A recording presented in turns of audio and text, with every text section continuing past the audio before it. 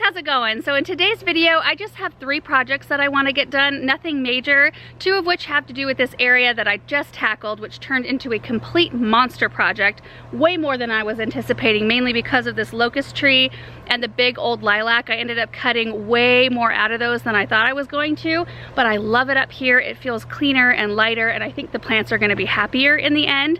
But I do have a couple of blank spots, so this one right here, and then that one right there where there's nothing planted, so I thought it'd be fun to run down to the garden center and pick out a couple of things. I also want to fix the pot that had the boxwood. So this container had a boxwood in it that was rotting, and so I tipped over the container and poured out all the contents and fixed the drain hole, so we should be good to go. I'm going to do a good cleaning though, and possibly repaint before we plant. So I'm hoping to find some plants down at the garden center for that container as well, but the problem I found out was that there were rocks at the bottom by the drain hole, which I don't know how they got in there. I was given that container, but I can't remember if I actually cleaned the contents out like completely before I planted it.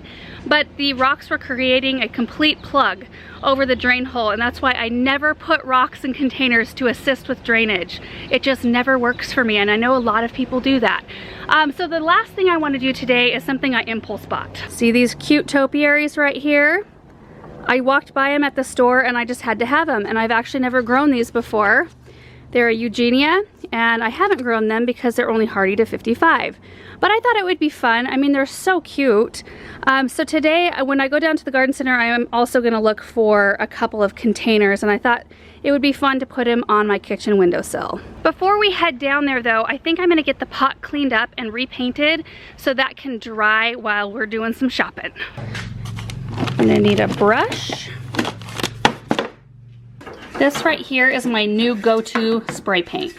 It's matte hammered spray paint in black, and I love it.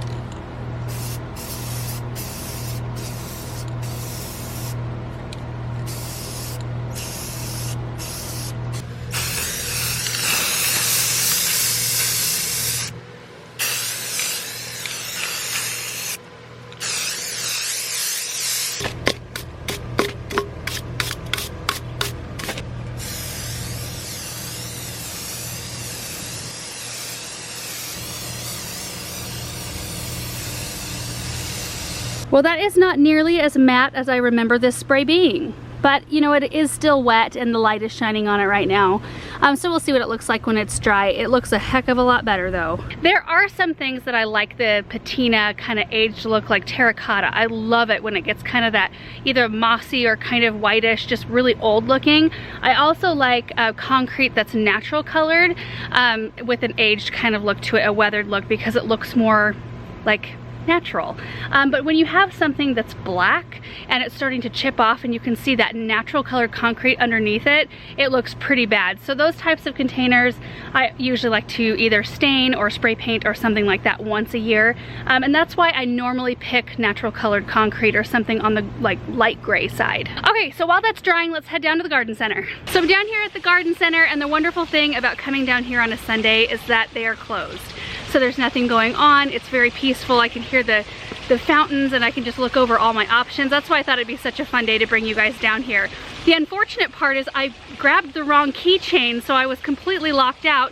Thankfully, one of the gals who works down here is down here watering right now, so she let me in. So I actually have to hurry now to look through all the plants because I don't think she has very much work left to do. So we're gonna start in the shade house. And I'll try to be slow with the camera. I realize it's kind of hard, like it doesn't focus super quickly. So what I want is something that can take part shade, that's got a bold, maybe red foliage. I mean, these hostas are beautiful. But I've got hostas, those Diamond Lakes right next door to it. So let's just see what else we've got here. This might be kind of a fun option too, the Hakanakloa. So here's some lamb's ear. but I kind of want like a Helen von Stein, I think is what it's called, something that's got a little bit more of a bold texture. This one is beautiful and soft, but it's a little bit smaller. Now I'm just gonna make kind of a pass through this middle section, and this right here is where a lot of roses are, sun-loving shrubs and perennials, which I might be able to get away with something that likes a little bit more sun, but it is a fairly shaded area. That is beautiful. I have a couple of these in other parts of my garden. So this is called a Powis Castle Artemisia. These get quite good size, 24 to 36 inches. I think this is a little bit too big for the front of the bed. But that's a beautiful texture, isn't it? Oh my. My. Beautiful stuff in here. These are the Coleus that I saw yesterday. I might have to do these in that container up there. So those are so pretty. I do need to take into account that I have that pink gomphrena really close by. This might be a little bit of a stretch. That's a little bit warm toned to be right next to that really light pink. This actually might be a better option right here, this pink begonia. Let's see what else. There's some other pretty Coleus, and I might have some lime time Coleus still hanging out in the greenhouse. So that could be an option. Look at this. Isn't that gorgeous? This is a Kong mosaic Coleus. Yeah, I think that those coupled with maybe a couple things I've got in the greenhouse will work perfect. Back up here in the shade house, because I might want to add a hosta in for the foliage, and it's something that I can pop out later. This is called Great Expectations. Isn't that beautiful? I love the bold texture of that. But I also really like, there's one called, there's a wide brim, which I really like. This is called Frosty Ribbons. It's got a little bit more of a, you know, cool green with the white. This one is called Loyalist with that intense white variegation. That is a beauty. Okay, so what I think I'm gonna do at this point, I've got all the plants gathered up for at least a container, and I do think I have some things that'll be beautiful up in that front flower bed, some Heuchera and Brunnera at home already. And then I looked over the pots out here, and there wasn't anything that matched. I found some beautiful things, but I need two of the same container, so I'm gonna scrounge through my hoard and see if I can find anything that's even remotely close to matching, because I really want to get those topiaries out of their plastic pots. And then maybe next time I bring you guys down here, we can spend a little bit more time like combing through the plants and looking at everything. But I'm on a little bit of a time crunch because I forgot my keys, of course. So I know we're getting to the time of the year where it's hot and it's hard to be outside for any length of time, but I would definitely recommend that you visit your garden center several times throughout the year, at least once every couple weeks or once a month. That way you can see all the pretty things that are blooming throughout the whole year, and your garden will end up being prettier for it. Like, I promise you, if you just limit your nursery visits to like spring months, you'll end up with stuff that blooms just in the springtime, because that's what's blooming at the garden center, so that's what our eye is drawn to and that's what we buy. So anyway, definitely go visit your garden center, even if it's hot. So I ended up with a box full of just random plants. It'll be a mixed bag container, but we'll look at all of them when I can spread them out at home.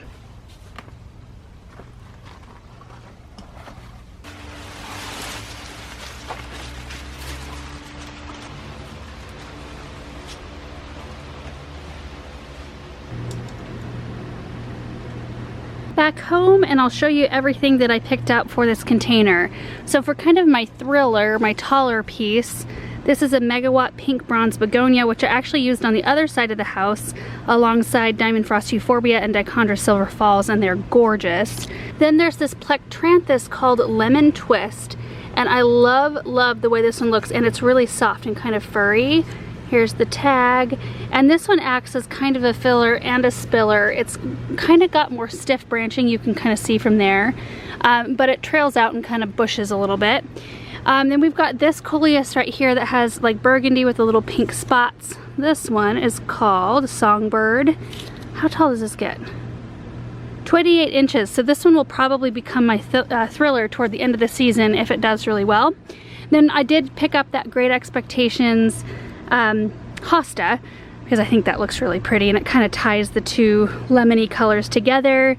And this one, Coleus, is the Wildfire Smoky Rose. And you can see how close the gomphrena is, and that's kind of why I opted for cool colors rather than putting something warm so nearby. It kind of would have clashed, I think. So I'm going to tackle planting this container first, and then we'll look at the flower beds.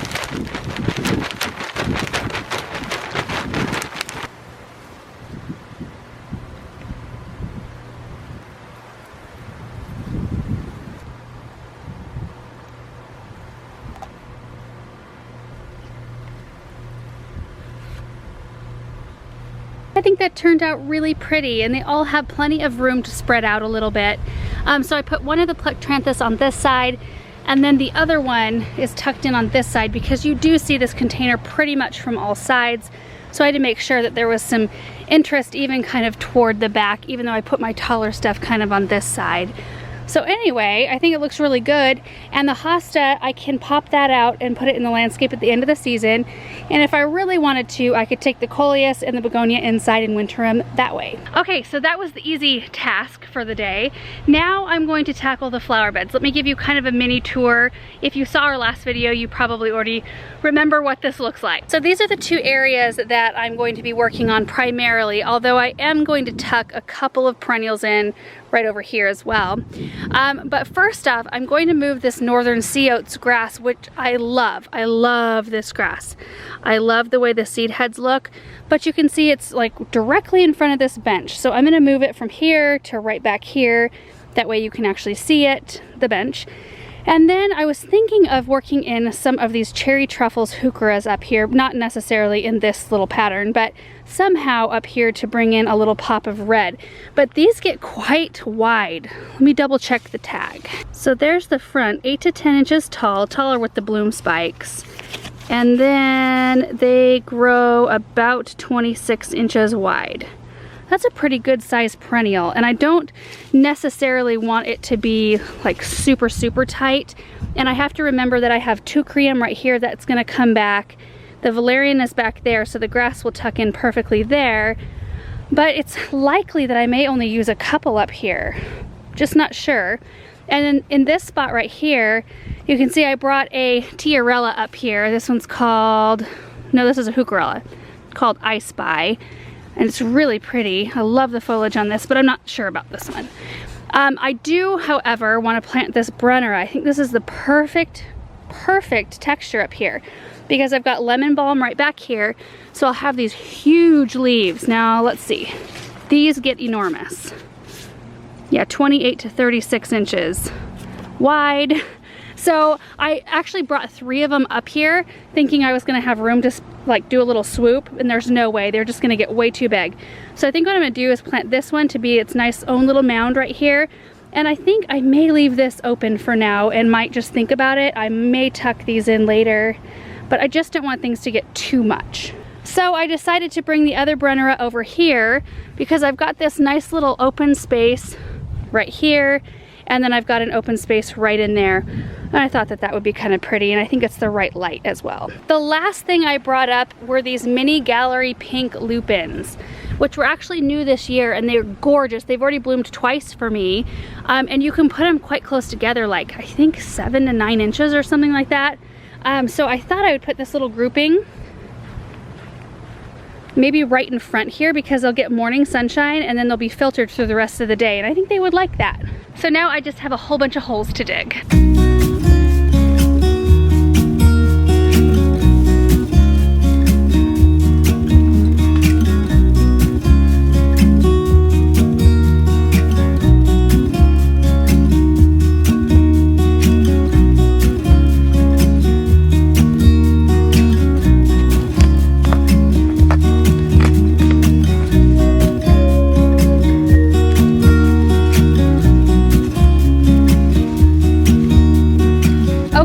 I think that is an improvement, having the grass over here, and it just fit perfectly in there.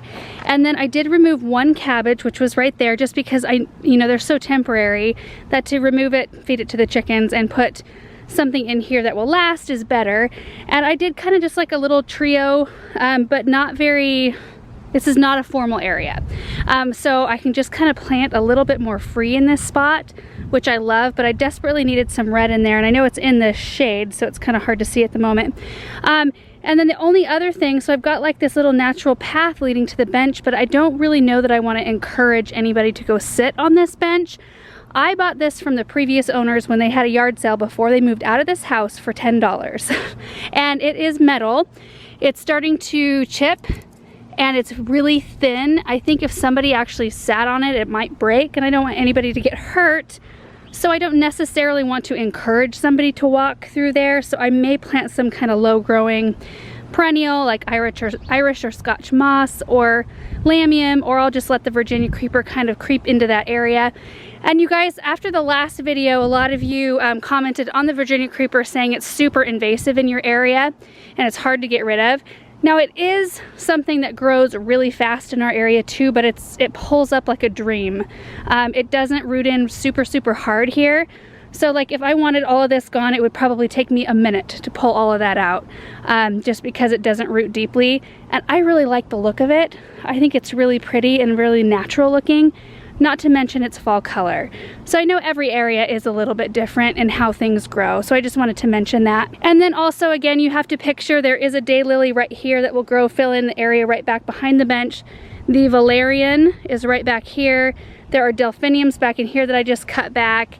And then teucrium and lemon balm. So this whole area really fills in beautifully. Now we have a little bit of red in there. So next I'm going to plant this brunnera and this little area over here.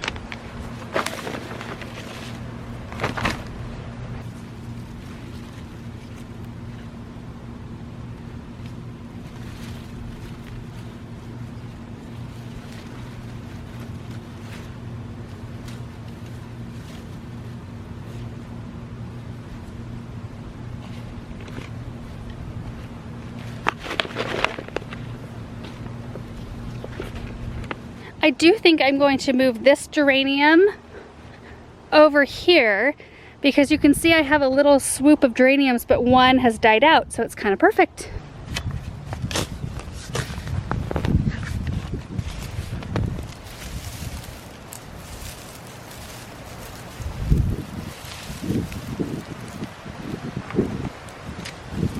Didn't that work out great? Love it.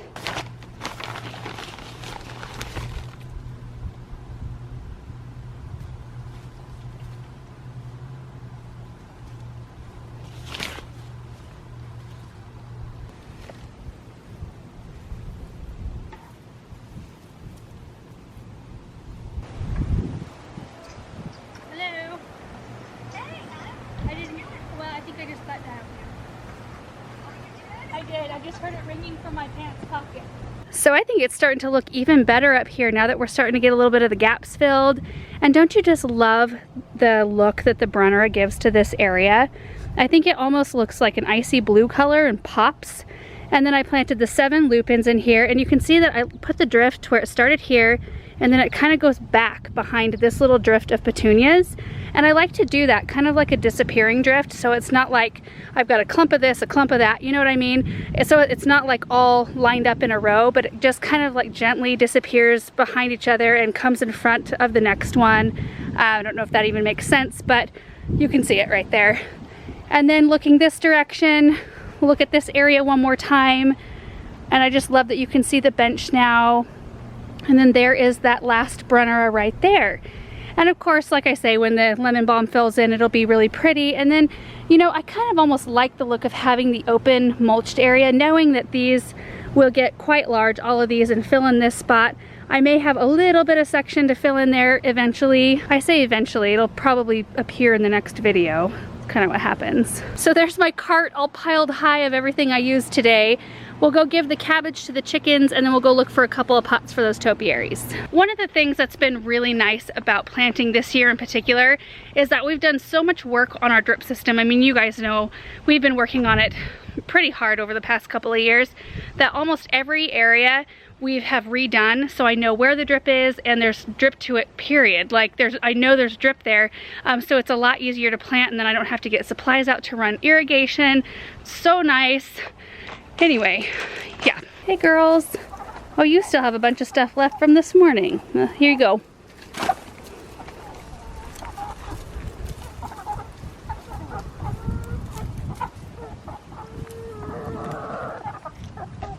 Okay, it's a little bit embarrassing to show this, but it's pretty messy. I kind of need, like, this one would work right here. Isn't that a pretty pot right there? Oh, I love it. But I don't know if I have 2 of those. I do, though, have this one. See, this is the patina I'm talking about. I love that. I think that looks so awesome. Do I have another tall one? I do. I think I can use these too. Oh, awesome. Oh, like a glove.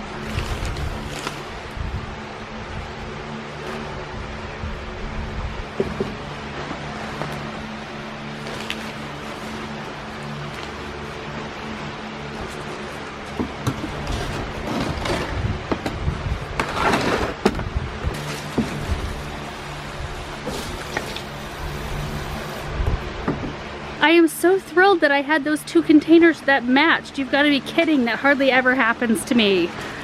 So anyway, like I said, I don't know very much about these, so if you have any suggestions, please let me know. I am planning on putting them inside eventually, but I'm gonna let them sit in the greenhouse for a little while, just because plants tend to like it better outside anyway. And since I just repotted them, I don't want to repot them and move them inside all at the same time, because that could make them shock.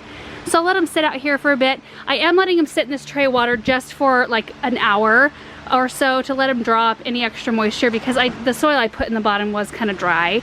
And I watered them in really well, but I'll make sure to put saucers under them and put them in a spot probably that gets morning sun and afternoon filtered light. And I've said it before, but I feel like I could live in a garden just full of topiary.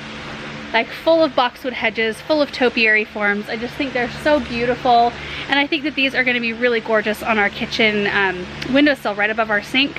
Right now I kind of have a menagerie of houseplants and air plants up there with no like real decorative purpose, so I thought about clearing those off and putting them somewhere where they actually look really nice, and then just putting one of these on either side of the sink, and I think that'll be really striking and really beautiful. So anyway, that is actually it for today. That's all the projects that I wanted to get done, and I feel like I buttoned up that front area just a little bit more than I did in the last video when I kind of took after it with the pruners and got it all cleaned up. So anyway, thank you guys so much for watching this video, and we will see you in the next one. Bye.